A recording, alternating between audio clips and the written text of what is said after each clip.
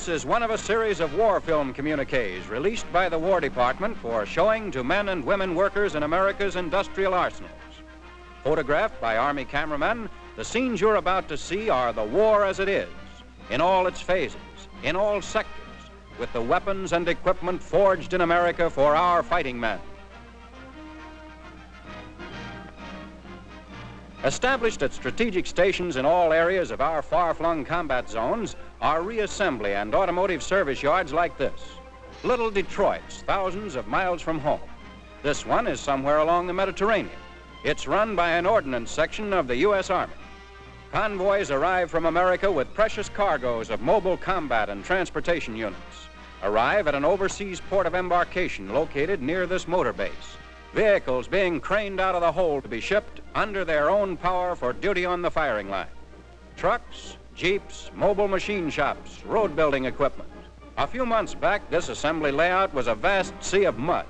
Today, it's a modern installation tooled to handle anything on wheels. The standing rule is, get it rolling fast. The workers, trained crews, American civilians, American soldiers, French soldiers, exiled workers representing countries in all Europe, native workers, workers of all creeds and colors, citizens of the United Nations working side by side to get this war won. Rear wheels and axle housing for a 2.5-ton truck. The frame. A truck is taking shape. Heavy, solid, the product of skilled hands. Hands in Michigan, Illinois, Indiana, California, Pennsylvania. Hands that pried the ore from the ground to make the steel. Hands that fashioned the parts.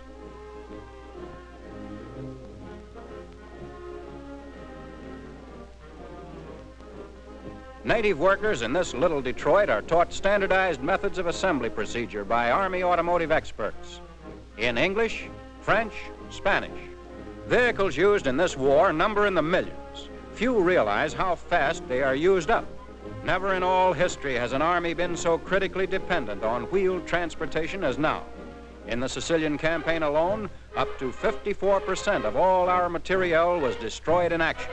Daily, in other overseas War Department assembly plants like this one, men are working round the clock. Working within the sound of gunfire, in danger of enemy air raids. Working despite every obstacle to give our vehicles the last processing before they're sent into fighting service. Our assembled truck receives its coat of war paint. And finally, the insignia of the USA. Last checkup. Tires, motor, brakes, air filter, steering gear, ignition system. Inspected and approved. See that sign? It reads, "Through these portals flows a stream of faultless transportation to speed the downfall of aggressor nations." Transportation built by your hands.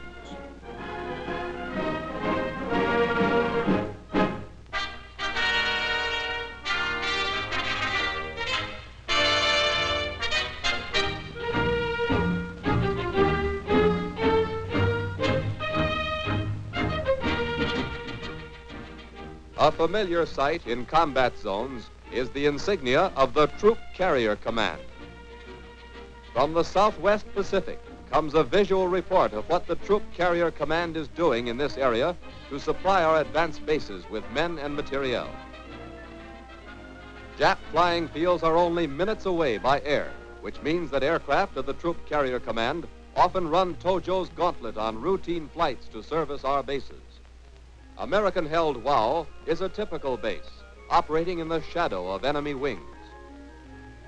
Wau looks peaceful enough, but Jap snipers and patrols are in the surrounding ranges and often take pot shots at arriving and departing planes.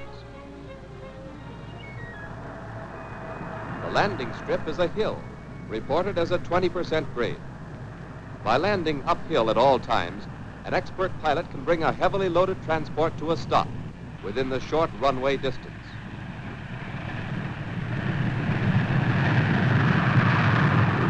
Not all pilots make the grade on advanced fields.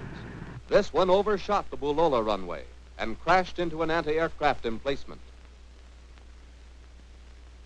At WOW, a staff of trained Army Air Force meteorologists is on the job, gathering data on wind direction and speed for the pilots and making weather forecasts for the area. Wind and weather are not the only things observers spot. Sometimes they sight nip bombers like these coming over on a routine raid on March 11, 1943. Notice our flak on the right, forcing the enemy planes to stay high. In one 5-day period, more than 100 Jap planes bombed and machine gunned WOW in an effort to put it out of commission. They did not succeed. Naturally, they do some damage.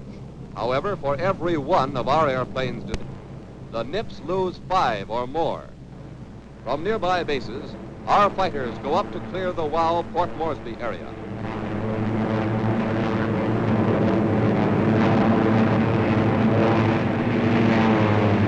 These P-39s also act as escorts for troop carrier transports.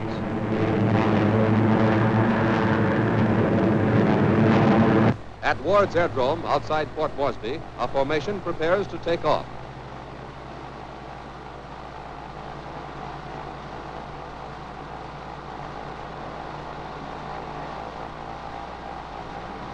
As each transport takes off, it circles the field, getting into formation as soon as possible.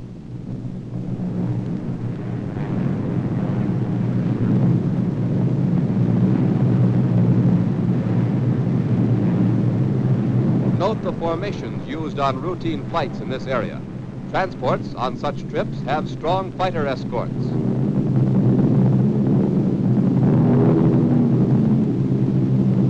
At destination, the transports scheduled to land peel off.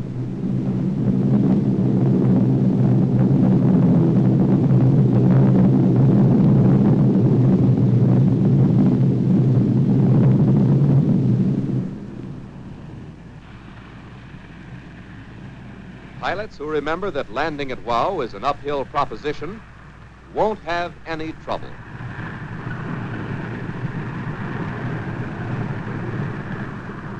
Evacuation of the wounded by air is a regular procedure at WOW.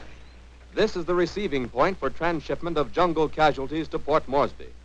Most of these are Australian troops who have been fighting Jap patrols in the vicinity of Salamaua.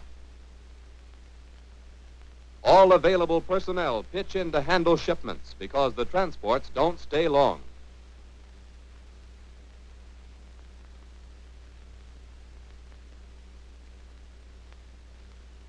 With Nips likely to come over any time, the ships must be ready to rejoin formations and fighter escorts for the return trip to Port Moresby.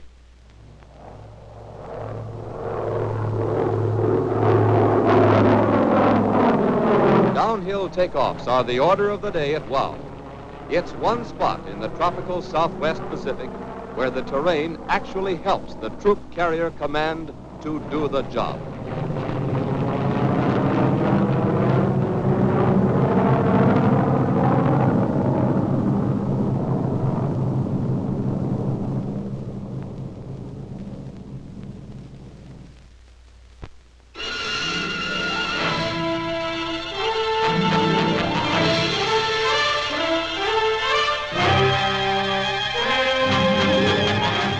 In Guadalcanal, an American task force assembles supplies and firepower for another offensive.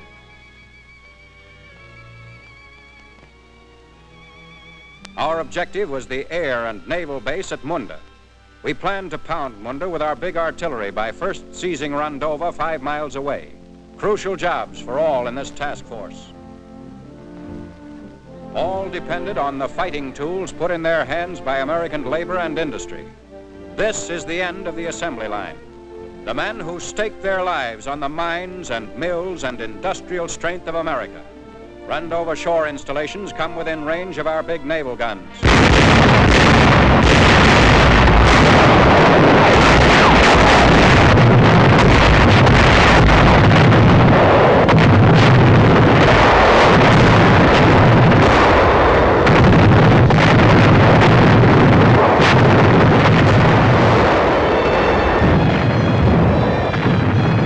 Yes, the Yanks are coming. American boys determined to crush the enemy on his own territory. Our naval guns have driven him off the beach. Our men prepare for the landing. The weather is with us as our task force approaches Rendova. Rain and mist, ideal cover for our assault.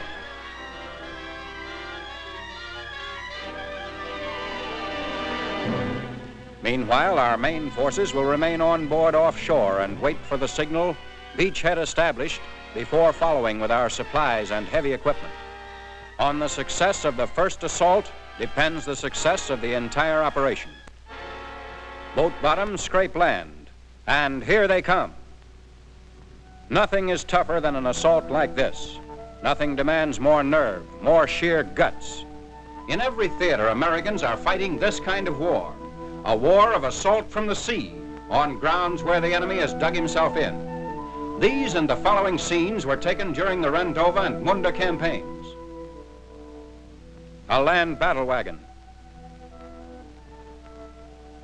Our spearhead becomes stronger. The first of our steel smashes in. Infantry tank team follows up. The Jap, like all savage fighters, has taken to the trees.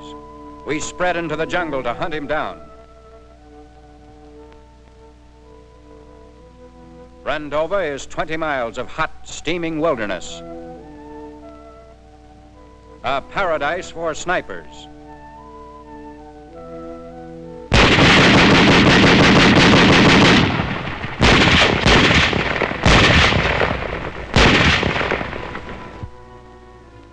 Sniper.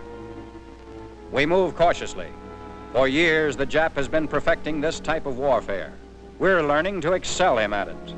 Our men carry light weapons, rifles, BARs, carbines, machine guns. Every tree is a possible one-man enemy fortress. Visibility is almost zero. Death can come from above, from coconut log bunkers on the ground, from every side. The order is, advance. Weapons plus skill plus courage add up to victory. Our men have skill and courage. Millions of willing American hands will see that enough weapons are delivered for moments like these. We'll keep on delivering until no more American lives are sacrificed to Japs and Nazis. These are the soldiers of Japan. Objective taken. Begin phase 2. Beachhead established. Beachhead established. Our job on Rendova now is to move in with all available supplies and equipment, with food for our men, fuel for our motors, ammunition, tools.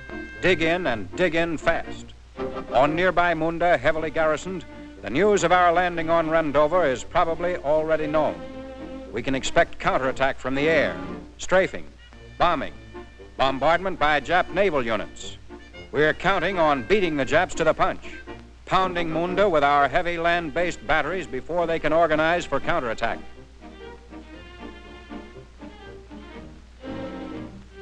Landing more men to push the attack. Working against time, plowing roads through the jungle. Landing guns. Food rations, processed, grown by our farmers. More food shipped, packed, shipped thousands of miles to this combat front. Shells, small arms ammunition, piling up headaches for the Japs. Fuel drums, hard work, backbreaking necessary. More supplies moving in. Shells for our long-range guns. Heavy caliber ammunition, armor-piercing projectiles. For the 105, the 155. For anti-aircraft, more and more, and still not enough.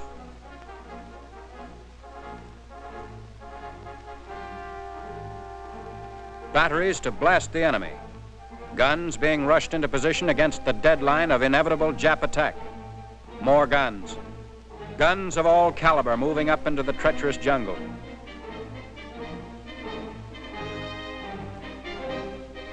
through clearings, blasted by offshore bombardments, through underbrush. The 155 howitzer. Through mud, the 105 howitzer. Hub deep in mud, the 155 millimeter rifle. These big babies need plenty of clearance to pitch their shells. No time to chop down the coconut trees. Charges are pinned to the trunks.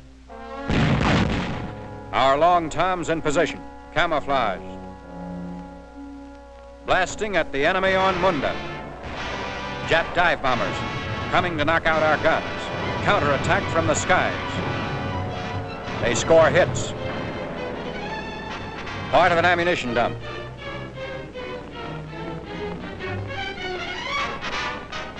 Oil. Vehicles. Guns. Materiel that will have to be replaced by the factory front.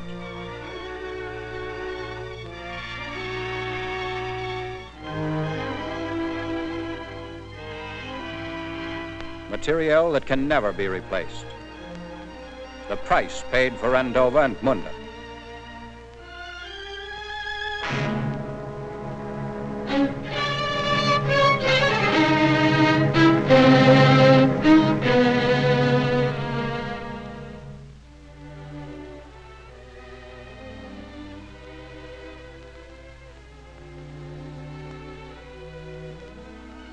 Litter bearers evacuate the wounded to the battalion aid station.